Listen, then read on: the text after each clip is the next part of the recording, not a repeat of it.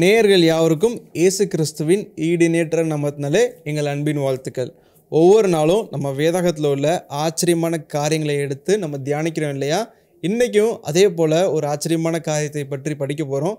நம்மோடு சிறப்பு விருந்தினராக சகோதரர் பீட்டர் மாதன் அவர்கள் இணைந்திருக்கிறாங்க. வாங்க அவரை நாம் வரவேற்று நிகழ்ச்சிக்குள்ளே போகலாம். சகோதரரே, இந்த நாளில் நம்ம வேதாகமத்திலிருந்து என்ன ஒரு ஆச்சரியமான பாடத்தை நாம் படிக்க போகிறோம்? வேதாகம ஆச்சரியங்கள்ல வேதாகம புத்தகங்களில் உள்ள ஆச்சரியங்களை பற்றி இன்றைக்கு நம்ம பார்க்க போறோம். யாத்திராகம புத்தகத்தை படிப்பது எப்படி என்ற தலைப்பின் கீழாக பார்க்க போறோம் பிரதர்.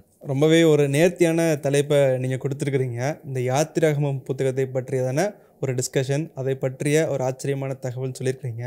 இந்த யாத்திராகம புத்தகத்தை பற்றியதான ஒரு ஜென்ரல் இன்ஃபர்மேஷன் கொஞ்சம் கொடுத்தீங்கன்னா நேயர்களுக்கு கொஞ்சம் பிரயோஜனமாக இருக்கும். இந்த யாத்திராகம புத்தகம் இஸ்ரவேல் மக்களின் யாத்திரையை பதிவு செய்த புத்தகமாக இருக்கிறது. சரி, அதாவது எகிப்திலிருந்து ஆண்டவர் அழைத்த தேசத்தை நோக்கி யாத்திரை போன சரித்திரம் இதிலே பதிவு செய்யப்பட்டு இருக்கிறது. சரி, அவர்களுடைய யாத்திரை பதிவு செய்யப்பட்டதினாலே யாத்திராகமம் என்று பெயர் பெறுவதை பார்க்க முடிகிறது. சரி, இந்த யாத்திராகம புத்தகத்தில் 40 அதிகாரங்கள் பதிவு செய்யப்பட்டிருப்பதை பார்க்க முடியுது. சரி, மொத்தம் எத்தனை வசனம் அப்படின்னா 1213 வசனங்கள் இருப்பதாக நாம் கூட்டினால் தெரிந்து கொள்ளலாம். இந்த 1213 வசனங்களையும் அதாவது 40 அதிகாரங்களையும் ஒரே முறை உட்கார்ந்து வாசிக்கணும் அப்படின்னா கிட்டத்தட்ட 3 மணி நேரம் 45 நிமிஷங்கள் ஆகும் என்று உட்கார்ந்து வாசித்தவர்கள் பதிவு செய்வதை பார்க்க முடிகிறது. கிட்டத்தட்ட பாத்தீங்கன்னா ஒரு 4 மணி நேரத்தில் இந்த புத்தகத்தை வாசித்து முடிக்கக்கூடிய ஒரு புத்தகமாக இருக்கிறது. ஒருவேளை ஒரே முறை உட்கார்ந்து வாசித்து முடிக்க இயலாதவர்கள் ஒரு நாளைக்கு 1 மணி நேரம், அரை மணி நேரம் அப்படின்னு முடிவு பண்ணாலே ஒரு வாரத்துல இந்த புத்தகத்தை வாசித்து அதில் உள்ள சுவாரஸ்யமான காரியங்களை தெரிந்து கொள்ளலாம். ஓகே, இந்த 40 அதிகாரங்கள் சொன்னீங்கல்ல, இந்த 40 அதிகாரங்களை நம்ம எப்படி ஞாபகம் வச்சுக்கலாம்? முதல் 40 அதிகாரங்களை 3 பிரிவுகளாக பிரிக்கலாம். முதலாவது பிரிவு 1 முதல் 15 அதிகாரங்கள். இந்த 1 முதல் 15 அதிகாரங்களில் நடக்கக்கூடிய நிகழ்வுகள், சம்பவங்கள் எகிப்து தேசத்தை, எகிப்து இடத்தை மையமாக வைத்து நடைபெறக்கூடிய சம்பவமாக இருக்கிறது. லொகேஷன் ஈஜிப்ட் அப்படின்னு உங்க மனசுல என்ன பண்ணிக்கோங்க, பதித்து வைத்துக் கொள்ளுங்க. அடுத்ததா 19ஆம் அதிகாரத்திலிருந்து 40ஆம் அதிகாரம் வரைக்கும் மவுண்ட் சீனாய் மலையில் வைத்து நடக்கக்கூடிய நிகழ்வை பதிவு செய்யப்பட்டிருப்பதா பார்க்க முடியுது. இது 2 பெரும் பிரிவுகள். இந்த 2 பெரும் பிரிவுகளுக்கு நடுவாக இருக்கக்கூடிய 16 முதல் 18 அதிகாரங்கள் இந்த எகிப்து தேசத்திலிருந்து சீனாய் மலைக்கு போகக்கூடிய இடையில் உள்ள இடங்களில் நடந்த நிகழ்வுகள். இடையில் உள்ள இடங்கள் எது அப்படின்னா மாரா என்ற இடத்தை நீங்கள் எடுத்துக்கொள்ளலாம், சீன் வனாந்திரம் என்ற இடத்தை எடுத்துக்கொள்ளலாம், ரெவுதீம் என்ற இடத்தை எடுத்துக்கொள்ளலாம். இப்படியாக எகிப்திலிருந்து சீனாய் மலைக்கு போகிறார்கள். இடைப்பட்ட இடத்தில் நடந்த நிகழ்வு மட்டும் 16ஆம் அதிகாரத்திலிருந்து 18ஆம் அதிகாரம் வரைக்கும் நடப்பதை பார்க்க முடியுது. இப்படியா 3 செக்மெண்டா பிரிச்சு படிச்சீங்கன்னா எளிமையாக உங்க மனதுல அதை ஞாபகம் வச்சுக்கலாம். ஓகே, ரொம்ப நல்லா சொன்னீங்க மாதவன். இப்போ இந்த 3 செக்மெண்டா பிரிச்சிருக்கிறீங்க. இந்த முதலாவது ஒரு செக்மெண்ட் எடுத்துக்கலாம்னு வச்சுக்கோங்களேன். எகிப்து 1ஆம் அதிகாரத்திலிருந்து 15ஆம் அதிகாரம், இதை நாம் எப்படி ஞாபகம் வைத்துக் கொள்ளலாம்? ரொம்ப அருமையான ஒரு கேள்வி கேட்டீங்க. இந்த முதல் 15 அதிகாரத்தையுமே 3 பிரிவுகளாக பிரித்து நம்ம பார்க்கலாம். 1 முதல் 4 அதிகாரத்தில் நடந்த மிக முக்கியமான நிகழ்வு மோசையின் பிறப்பு, மோசையின் அழைப்பு என்று பார்க்க முடியுது. முதல் 4 அதிகாரத்துக்குள்ளாக மோசையின் வாழ்வின் 80 வருட சரித்திரம் பதிவு செய்யப்பட்டிருப்பதை பார்க்க முடியுது. இதுதான் முதல் 4 அதிகாரத்தில் நாம் மனதில் வைத்துக் கொள்ள வேண்டிய விஷயம். அதற்கு பிற்பாடு 5ஆம் அதிகாரத்தில் இருந்து 12ஆம் அதிகாரம் வரைக்கும் மோசையும் ஆரோனும் பார்வோன் ராஜாவை சந்தித்து விடுதலை கேட்டு முறையிட்ட போது அனுப்ப மாட்டேன் என்று சொன்ன பிற்பாடு ஆண்டவரால் அனுப்பப்பட்ட 10 வாதைகள் இந்த 5ஆம் அதிகாரத்திலிருந்து 12ஆம் அதிகாரம் வரைக்கும் பதிவு செய்யப்பட்டிருப்பதை பார்க்க முடியுது. 3வது பகுதி நீங்க பாத்தீங்கன்னா இஸ்ரவேல் மக்கள் 10ஆம் வாதையில் சிக்கிக் கொள்ளாமல் இருப்பதற்காக பஸ்காவை அனுசரித்த பிற்பாடு செங்கடலை கடந்து பிற்பாடு மீட்பின் பாட்டாக மோசையின் பாட்டு, மிரியாமின் பாட்டு பாடப்பட்டதையும் அவர்கள் சந்தோஷத்தினால் நிறைந்தவர்களாய் இருந்ததையும் பார்க்க முடிகிறது. சரி. டெலிவரன்ஸ் ஃப்ரம் ஈஜிப்ட், சரி, crossing the red C, okay, செங்கடலை கடந்ததையும் எகிப்திலிருந்து விடுதலையாக்கப்பட்டதையும் இந்த 12 முதல் 15ஆம் அதிகாரம் வரைக்கும் பார்க்கலாம். சரி. இப்படியா 3 பிரிவுகளாக 15 அதிகாரத்தையும் நாம் பார்க்கலாம். சரி. இப்படி நேர்கள் வந்து இதை பகுதி பகுதியாய் வாசிக்கும் போது நிச்சயமா அவர்கள் மனதில் நல்ல ஆழமா நிற்கும் அப்படின்றத ரொம்ப எடுத்து தெளிவாக சொன்னீங்க மதவன். இப்போ அடுத்த செக்மெண்ட்டுக்கு வரலாம்.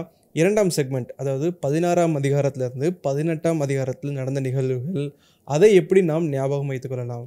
இந்த 2வது செக்மெண்ட்டை நீங்க பாத்தீங்கன்னா 16ஆம் அதிகாரத்திலிருந்து 18ஆம் அதிகாரம் வரைக்கும் பதிவு செய்யப்பட்டிருக்கு. சரி. இதை எப்படி ஞாபகம் வைத்துக் கொள்ளலாம் அப்படின்னா 2 முக்கியமான விஷயத்தை வச்சு ஞாபகம் வச்சுக்கலாம். சரி. மனிதனுடைய அத்தியாவசிய தேவையாக இருக்கக்கூடியது ஒன்று உணவு, இன்னொன்று தண்ணீர் என்று மனதில் வச்சுக்கோங்க. இஸ்ரவேல் மக்கள் செங்கடலை விட்டு பிளந்து வெளியே வந்த பிற்பாடு அவர்கள் தாகம் எடுக்குது, தண்ணீர் கிடைக்காமல் தவிக்கிறார்கள். பிற்பாடு தண்ணீர் கிடைக்கக்கூடிய இடத்தில் தண்ணீர் கசப்பா இருக்கிறது, அதனால அந்த இடத்துக்கு மாறான்னே பேர் வைக்கிறாங்க. பிற்பாடு அந்த தண்ணீரை ஆண்டவர் குணப்படுத்தி கசப்பான தண்ணீரை இனிப்பாக மதுரமாக மாற்றுகிறார் என்ற அற்புத நிகழ்வை பார்க்க முடியுது. அப்ப குடிக்கும் தண்ணீரில் நடந்த அற்புதத்தை பார்க்க முடியுது. பிற்பாடு இவர்களுக்கு உணவாக ஆண்டவர் வானத்திலிருந்து மன்னாவை பொழிய பண்ணுவதை பார்க்க முடிகிறது. அப்ப குடிப்பதற்கு தண்ணியும் அற்புதமாக கிடைக்கிறது, வானத்திலிருந்து மன்னாவும் அற்புதமாக கிடைக்குது. எப்படி வானத்திலிருந்து கிடைப்பது அற்புதம் என்று சொல்லுகிறேன் என்றால், இந்த உலகத்தில் உள்ளவர்கள் எல்லாம் பூமியிலிருந்து முளைத்ததை சாப்பிடுகிறார்கள். இந்த இஸ்ரவேல் மக்கள் மட்டும் தங்களுக்கென்று வானத்திலிருந்து அப்பம் கிடைப்பதை சாப்பிடுகிறதை பார்க்க முடிகிறது. திரும்பவும் அவங்களுக்கு தாகம் எடுக்குது. அப்பொழுது ஆண்டவர் கண்மலையில் மோசையை அடிக்க சொல்லுகிறார். கோலை வைத்து அவர் அடித்த பிற்பாடு தண்ணீர் பிரவாகித்து வருவதையும் அவர்கள் எல்லாரும் குடிக்கத்தக்கதான நிறைய தண்ணீர் கிடப்பதையும் பார்க்க முடிகிறது. பிற்பாடு அமலேக்கியருடன் ஒரு யுத்தம் நடக்கிறது. அந்த யுத்தத்தில் அவர்கள் ஜெயம் கொள்ளுவதையும் பார்க்க முடிகிறது. இதுல முக்கியமான நிகழ்வு பாத்தீங்கன்னா, தண்ணீர் கசப்பா இருக்கு, இனிப்பா மாத்துறாரு ஆண்டவர். வானத்திலிருந்து மண்ணா கொடுக்கிறாரு. திரும்பவும் கண்மலையை அடித்து தண்ணீர் தருவதை பார்க்க முடியுது. அப்ப உணவின் மீதான அற்புதத்தை இந்த நிகழ்வில் பார்க்க முடிகிறது. மாரா என்ற இடமாக இருக்கட்டும், ஏலிம் என்ற இடமாக இருக்கட்டும், சீன் வனாந்தரமாக இருக்கட்டும், பிற்பாடு ரெவுத்தீம் என்ற இடமாக இருக்கட்டும், இந்த இடத்தில் ஆங்காங்கே போகும்போது நடந்த நிகழ்வு தான் 16ஆம் அதிகாரத்திலிருந்து 18ஆம் அதிகாரம் வரைக்கும் நடந்த நிகழ்வுகளாக நம்ம பார்க்க முடியுது. ரொம்ப டீட்டெயிலான எக்ஸ்பிளனேஷன் கொடுத்தீங்க. இப்போ நமக்கு மிச்சம் இருக்கக்கூடியது கடைசி பகுதி. முதல் 2 பகுதியை பார்த்துட்டோம். இப்போ இந்த 19ஆம் அதிகாரத்திலிருந்து 40ஆம் அதிகாரத்துக்குள்ள நடக்கக்கூடிய விஷயங்களை நம்ம எப்படி ஞாபகம் வச்சுக்கிறது? 3வது பகுதியாக 19ஆம் அதிகாரத்திலிருந்து 40ஆம் அதிகாரம் வரைக்கும் நம்ம பார்க்க போறோம். இதை 4 பிரிவுகளாக புரிந்து கொள்ள முடியும். 19ஆம் அதிகாரத்திலிருந்து 24ஆம் அதிகாரம் வரைக்கும் 10 கட்டளைகள், 10 commandments ஆண்டவர் மோசேயின் இடத்தில் சீனாய் மலையில் வைத்து கொடுப்பதை பார்க்க முடிகிறது. அதுக்கு எப்படி தயாரானோன்னு ஆண்டவர் மனிதர்களுக்கு கொடுத்த இன்ஸ்ட்ரக்ஷன்ஸ், அந்த வசனங்கள் எல்லாம் பதிவு செய்யப்பட்டிருக்கு. இப்போ 25ஆம் அதிகாரத்திலிருந்து 31ஆம் அதிகாரம் வரைக்கும் மலையில் ஆண்டவர் தான் மனிதர்களிடத்தில் வந்து தங்குவதற்காக ஒரு வீடு கட்ட சொல்லுவதை பார்க்க முடிகிறது. அதற்கு பெயர் தான் ஆசரிப்பு கூடாரம்.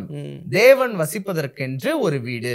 இந்த ஆசரிப்பு கூடாரம் எவ்விதத்தில் செய்ய வேண்டும் என்பதை தெளிவாக ஆண்டவர் வரைபடம், ஒரு ப்ளூ பிரிண்ட் என்ன பண்றாங்கன்னா கொடுக்குறாங்க. அப்ப ஆசரிப்பு கூடாரத்தின் ப்ளூ பிரிண்ட் 25ஆம் அதிகாரத்திலிருந்து 31ஆம் அதிகாரம் வரைக்கும் நம்ம வாசிச்சா தெரிந்து கொள்ளலாம். 32ஆம் அதிகாரத்திலிருந்து 34ஆம் அதிகாரம் வரைக்கும் மோசே மலையிலிருந்து திரும்பி வருவதற்கு தாமதமான போது பொன் கன்று குட்டி செய்து வணங்கிய பாவத்தை பார்க்க முடிகிறது. அதற்கு பிற்பாடு ஆண்டவர் இஸ்ரவேல் மக்களை எவ்விதமாக கையாளுகிறார், மோசே எவ்விதமாக பரிதபித்து பரிந்து பேசுகிறார் என்ற நிகழ்வெல்லாம் அதை ஒட்டி எழுதப்பட்டிருப்பதை பார்க்க முடியுது. கடைசியாக 35லிருந்து 40 அதிகாரங்கள் வரைக்கும் கன்ஸ்ட்ரக்ஷன் ஆஃப் த டேபர்னாக்கிள், ஆசரிப்பு கூடாரத்திற்கு வடிவம் கொடுத்தார்கள் என்பதை பார்க்க முடியுது. இந்த வடிவத்தில் பார்க்கிறோம் என்றால் பலிபீடம் செய்கிறார்கள், தண்ணீர் தொட்டி செய்கிறார்கள், சமூகத்து அப்ப மேஜை செய்கிறார்கள், தூபபீடம் செய்கிறார்கள், 7 தண்டு குத்து விளக்கு செய்றாங்க, உடன்படிக்கை பெட்டி செய்வதை பார்க்க முடிகிறது. தொங்கு திரைகள், மூடு திரைகள், தூண்கள் என்று எல்லாம் செய்வதையும் பார்க்க முடிகிறது. முதல்ல 25ஆம் அதிகாரத்திலிருந்து 31ஆம் அதிகாரம் வரைக்கும் இன்ஸ்ட்ரக்ஷன் ஆஃப் த டேபர்னாக்கிள், ஆசரிப்பு கூடாரத்தின் வரைபடம். 35 40 வரைக்கும் கன்ஸ்ட்ரக்ஷன் ஆஃப் த டேபர்னாக்கிள், ஆசரிப்பு கூடாரத்திற்கு வடிவம் கொடுக்கப்படுவதை பார்க்க முடிகிறது. இதுதான் 40 அதிகாரங்களின் வரைபடமாக இருக்குது. ரொம்பவே ஒரு தெளிவான விளக்கத்தை கொடுத்தீங்க சகோதரர் மாதவன் அவர்களே. இதுல வேற எதுவும் இன்ஃபர்மேஷன்ஸ் நமக்கு இருக்குதா?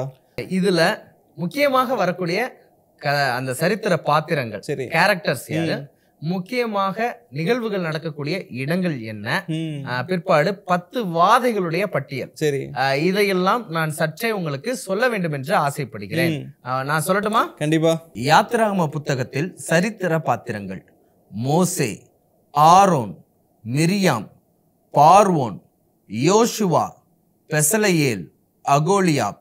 யாத்திராகம புத்தகத்தில் முக்கியமான இடங்கள்: எகிப்து, கோசேன், செங்கடல், சீனாய் மலை, ஏலிம், ரெவிதீம், மாரா. எகிப்தியர் மீது வந்த 10 வாதைகளின் பட்டியல்: நதியின் தண்ணீர் இரத்தமாக மாறுதல், தவளைகள், பேன்கள், வண்டுகள், மிருக ஜீவன்கள் மீது கொள்ளை நோய்கள், கொப்புளங்கள், கல்மலை, வெட்டுக்கிளி, காரிருள். கடைசியாக 10ஆம் வாதையாக தலைப்பிள்ளை சங்காரம். மிருக ஜீவன்களில் இருந்து மனிதர்கள் மட்டும் தலையிற்று எல்லாம் சங்காரம் செய்யப்பட்டது. இதுதான் யாத்திராகம புத்தகத்தை பற்றி நான் தெரிந்து கொள்வதற்கான அழகான பட்டியலின் சுருக்கமாக இருக்கிறது. ரொம்ப ஆச்சரியம் சகோதரரே. யாருக்காவது யாத்திராகம் புத்தகம் எடுத்து படிக்கணும்னா ரொம்ப கஷ்டமாக ஃபீல் பண்ணுவாங்க. பொதுவாக எல்லோரும் சங்கீதம், நீதிமொழிகள்னு படிச்சுட்டு போகிற சூழ்நிலையில் இந்த மாதிரி பிரித்து அழகாக படிக்கலாம் அப்படின்றத எளிமையாக புரியும்படி சொல்லி கொடுத்தீங்க. இதை பார்த்துட்டு இருக்கிற நேயர்கள் நிச்சயமாக நேரம் எடுத்து இந்த யாத்திராகம் புஸ்தகத்தை 1ஆம் அதிகாரத்துலேருந்து 40ஆம் அதிகாரத்தை வரைக்கும் நம்ம சொல்லி கொடுத்த மாதிரி அந்த செக்மெண்ட்ஸ் பிரித்து படிப்பாங்க. இதை படிக்கும்போது அவர்களுக்கு நிச்சயமாக மனசில் நிற்கும் அப்படின்றதுல எந்த சந்தேகமும் இல்லை. இதே போல் இன்னொரு நிகழ்ச்சியில் நாங்கள் உங்களை சந்திக்கிறோம். அது வரைக்கும் தேவன் உங்களோட கூட இருப்பாராக. ஆமென் நண்பரே. என்ன நேயர்களே, இப்படிப்பட்ட ஒரு ஆச்சரியமான தகவல் உங்களுக்கு ரொம்ப யூஸ்ஃபுல்லாக இருக்குன்ட்டு நான் நம்புகிறேன். இன்றைக்கு நீங்கள் வேதாகமத்தை எடுத்து யாத்திராகமம் புஸ்தகத்தை படிக்க ஆரம்பிங்க. இந்த மாதிரி எளிதாக நீங்கள் படிக்கும்போது வேதாகமத்தை இன்னும் ஆர்வமாகவும் அழகாகவும் படிப்பதற்கு உங்களுக்கு பிரயோஜனமாக இருக்கும். மீண்டும் ஒரு நிகழ்ச்சியில் நாங்கள் உங்களை சந்திக்கிறோம். அது வரைக்கும் தேவன் உங்களோடும் உங்கள் குடும்பத்தோடும் இருப்பாராக. ஆமென்.